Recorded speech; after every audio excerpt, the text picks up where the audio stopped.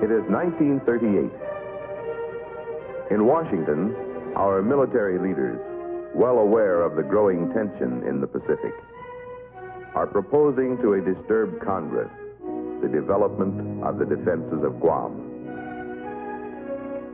With the expansion of harbor facilities and airfields, Guam can become our most defensible forward bastion against the coming aggression. Checkmate to the Japanese-held islands of Saipan, Tinian, and Rota. Facts not unknown to Tokyo. For among the things which must be accomplished if Japan's dream of conquest is to be, are the invasion of the Philippines, destruction of the American fleet, and the capture of Guam. Thus anchored against attack from the east, the Japanese forces can sweep southward toward Australia. As proponents of the expansion submit their estimates, the enemy counters with a well-planned, well-timed propaganda barrage. Japan will consider any such construction as an unfriendly act. The cards have been dealt. Bluff at international level pays off. Quick to seize his advantage, the enemy rushes construction of secret fortifications and airfields on Saipan, Tinian, and Rota, all in the Marianas, all within easy bombing range of Guam, all in violation of the Washington Naval Conference, all ready for the day. Guam, blue chip of Pacific defense, has been lost in the game of international poker.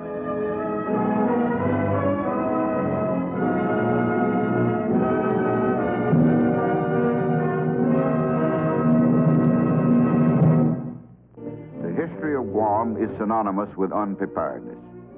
In 1521, it was discovered by Magellan, who reported its value to Spain. The Spaniards promptly invaded, captured, and failed to fortify it. In 1898, the USS Charleston, en route to the Philippines, stopped off and advised the Spanish governor that we were at war with his country. He was powerless to oppose us, and Guam had its second owner in modern history. Later, we paid Spain $20 million for the right to keep it and Puerto Rico.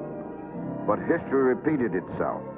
We too neglected its defenses with sad and far-reaching results. Since the presidential order of December 23, 1898, the administration of the civil affairs of Guam has been under the control of its naval commandant, usually a captain. To give the natives a voice in the administration of their affairs, the Council of Advisors is established. Although military development of Guam is held in abeyance, much is done to improve the lives of the native population. At the Washington Naval Conference of 1922, Japan and the United States pledged their sacred national honors that neither will fortify their holdings in the Central Pacific. Our promise is kept.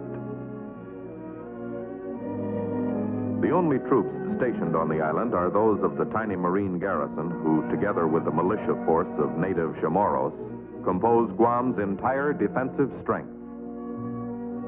By 1941, the native population has more than doubled from the original 9,000 that were on the island when the Navy took over. Under the paternal and benevolent American administration, they are a kindly, industrious, happy people. Their population is spread 1/2 in the capital city of Agana, 3,000 in the villages within a 10-mile radius, and the remainder in coastal villages and farming areas.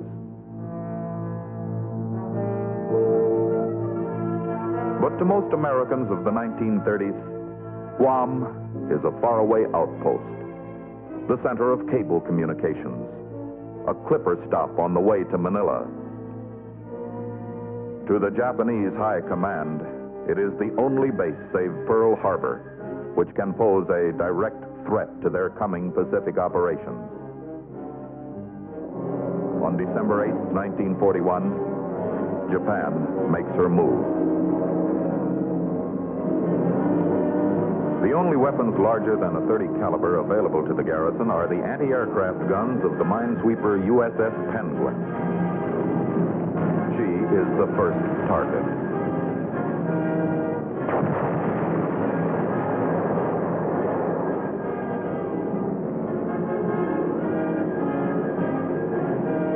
The Penguin is sunk. Her survivors join the garrison ashore.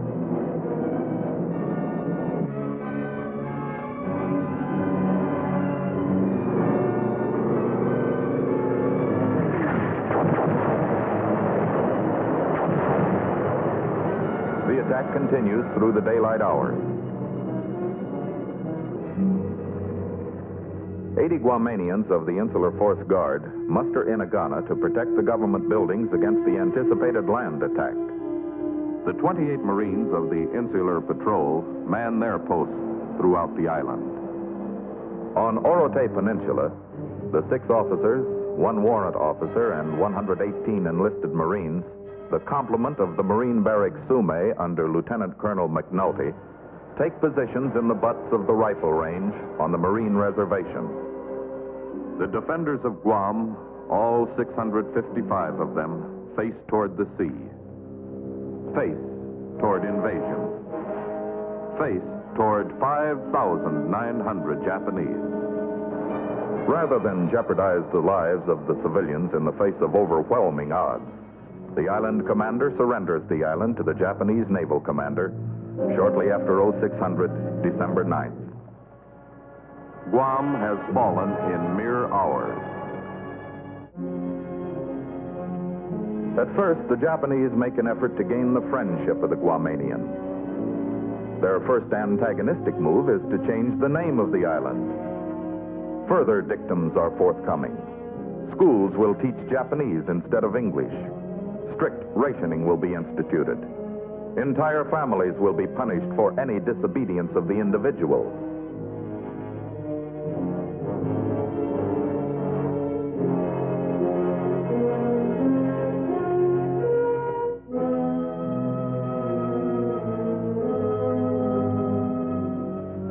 When the Japanese begin to build up the defenses, the Guamanians are pressed into forced labor gangs. When Japanese army units begin returning to the island as reinforcements in 1944, all pretense is dropped. Worship of God is forbidden, and schools are closed. All food supplies are seized. Forced labor demands increase.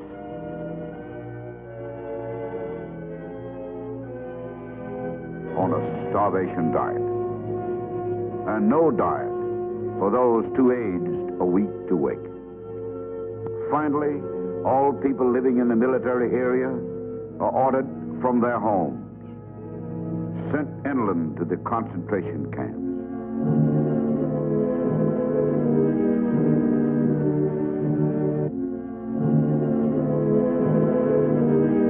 Medical supplies are limited. Sanitation non-existent. Hundreds died. This is what happened to the children. These people were our friends. They looked to us for protection. This was their lot. Such was Guam's introduction to Japan's greater East Asian co-prosperity sphere.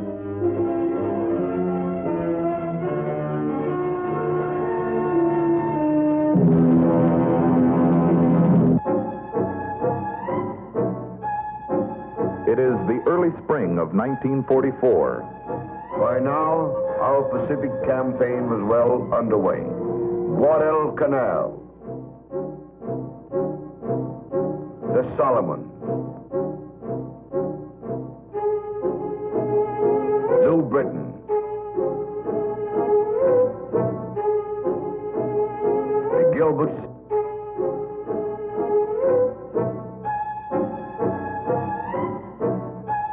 marshals were all behind.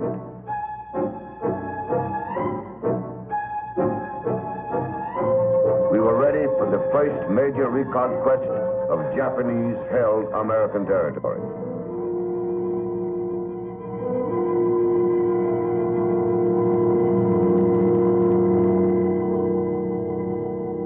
In planning the invasion of Guam, we planned to apply certain tactical maneuvers which had proven so effective at Saipan. Terrain maps were made and distributed to the troops so they would be familiar with their objectives. Our Army companion, the 77th Division, was raw with no previous experience, but it showed combat efficiency to a degree one would expect only of veteran troops. Its aggressive patrolling, close coordination with other units, and superior conduct of assigned missions gave evidence of its good training, fine leadership, and high morale. When we called on the 77th to move, it moved, and it moved fast. I paid him tribute now because this story is only of the Marines' participation in the recapture.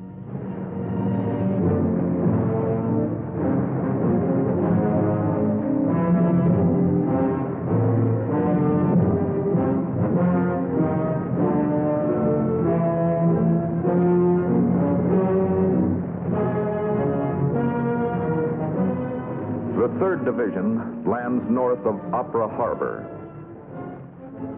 The 3rd Battalion, 21st Marines, moves rapidly inward and secures its first objective, a low height of land behind the pulverized town of Asan. The 2nd Battalion meets heavier going.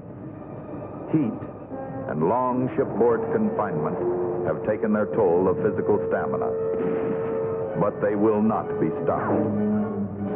Artillery pins them down. They hang on grimly as the 3rd Battalion moves up on their right, and the 1st consolidates the sector behind them.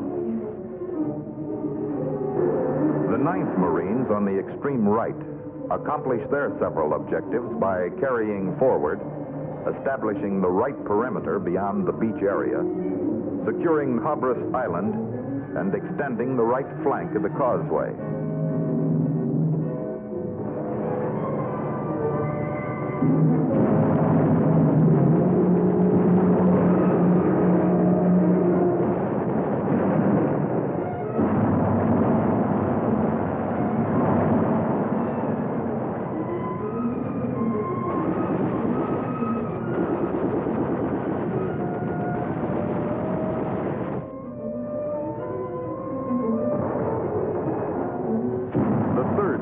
Have the roughest going.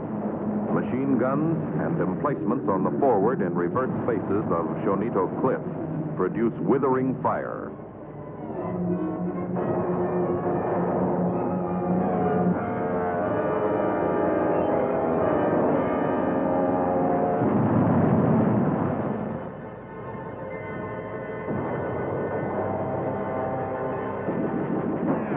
Inch by inch, we win a hill, only to find a higher one just ahead, which also must be taken.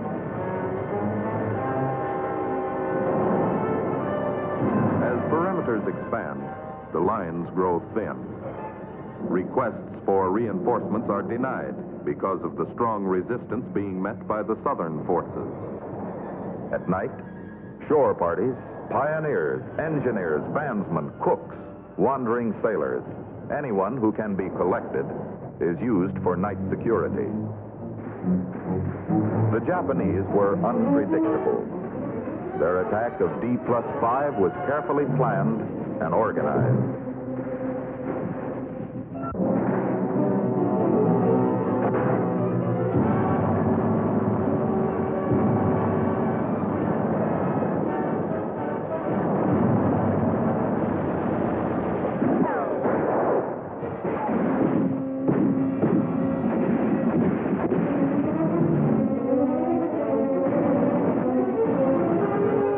Threw the book at them, but they kept coming. On the right, they attacked the battalion command post before we even knew they'd achieved the breakthrough. Every Marine fought.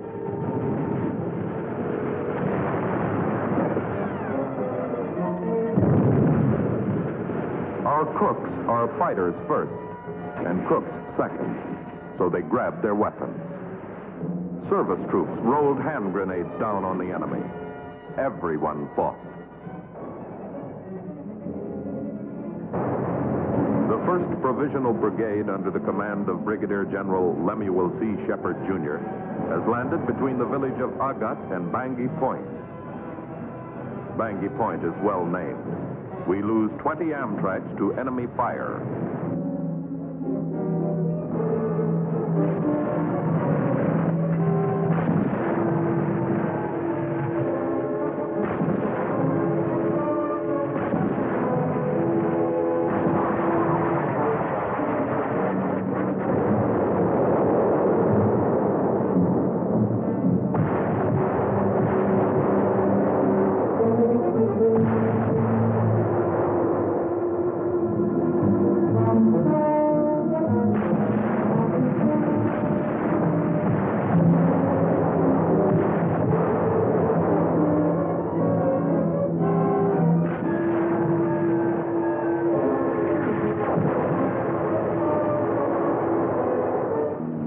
The 4th Marines on the right are to establish a beachhead perimeter and reinforce for counterattacks from the south. The 22nd is to land on the left, secure that end of the perimeter, and drive northward to cut off the neck of Orate Peninsula. The 305th Infantry will land behind assault regiments, move through assault units, and take over a sector of the line. By nightfall, the 4th Marines reach the foot of Mount Oliphant. Tanks operate through the groves and help to withstand the first night's counterattacks.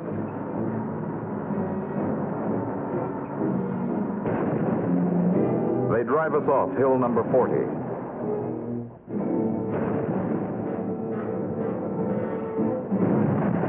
Reinforcements help retake it.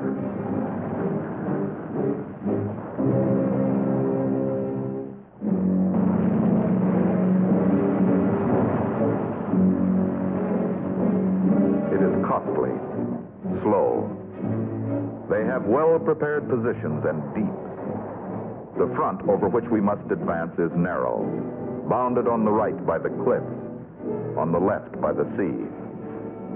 They know where we are, and they are ready. They are depending on their tanks to stop us, but they are no match for our own. Our bazookas, or even in certain spots, our machine guns. We can also stop them by tossing grenades in their tracks. Naval gunfire and artillery pour into areas ahead of us. Our planes bomb and strike.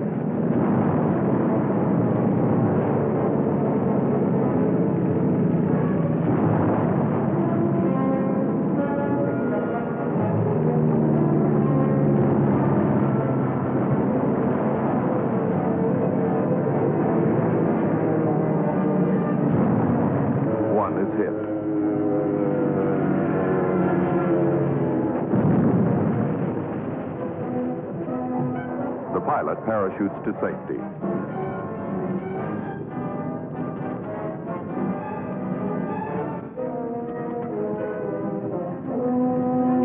But the main work is for the foot Marine, and we work at it.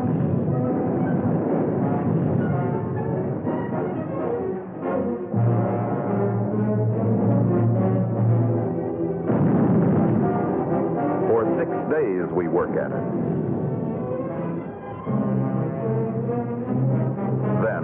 Begin to see signs of their cracking. On the 8th day, we retake the old Marine barracks. As we stand on the site which was a resistance point for other Marines in 1941, we are heartened. They are avenged. Nearby is the flagpole. Proudly we unfurl the flag, hoist it to the heavens. Significantly, the call to colors is played on a captured Japanese bugle, whose owner is not present to object. By D+20, organized resistance is over. Mopping up will continue for months. According to the logistics of planning, the invader must be prepared to lose 2 men to one of the enemy. If this had happened to the Marines and the 77th Army Division, American casualties would have been over 36,000, as the enemy lost over 18,000 killed and 485 prisoners. Our actual loss was 1,519 Marines, 178 Army, and 50 Navy dead. For every American dead, the enemy lost 10 men. This extremely low casualty ratio was not an accident. It was a result of the heavy, accurate naval gunfire and aerial bombing which knocked out emplacements before we landed. It was a result of careful planning by the admirals and generals who managed to achieve tactical surprise by hitting where we were not expected. It was a result of conditioning exercises which kept us in top physical condition. It was a result of rigid training that builds confidence in your ability to overcome the adversary. It was a result of perfecting the techniques of assault to reduce with minimum losses. It was a result of better equipment, more firepower, ample supply. It was a result of raw courage, which in turn is the result of faith. Around us we see the evidence of Japanese culture. Emaciation, starvation, forced labor, massacre, lack of medicine, sanitation, decent living conditions, or personal freedoms. It is new to us, yet it is familiar. It is a master photograph of rule by dictation. Asan is Buchenwald, Samai is Medici, Agania is Warsaw. Petey is every city where the oppressor in the name of freedom has liberated the populace into slavery. The faces that stare at us are the faces of Poland, Czechoslovakia, of Eastern Germany, for the expression of oppression is the same everywhere. We have seen it on Guam. We have seen it in Korea. We hope it will end there. But as ever, we stand ready to oppose this smothering of freedmen. We are Americans, Marines.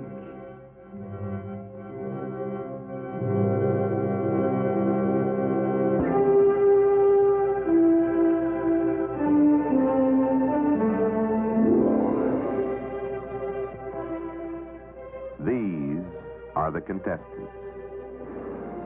The Japanese Zero. Light, fast, tricky, maneuverable.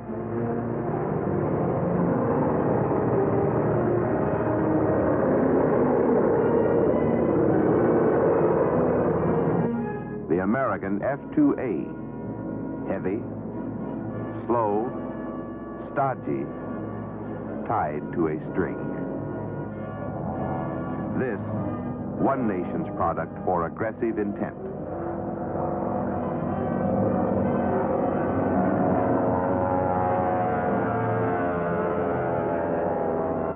And this, another's product of neglect. The object, aerial supremacy. The result, disastrous.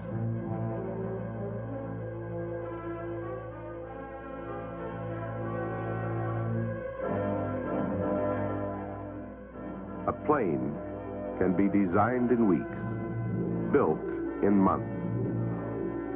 It takes years to grow a pilot. One has a dollars and cents valuation, and the other is a more precious commodity.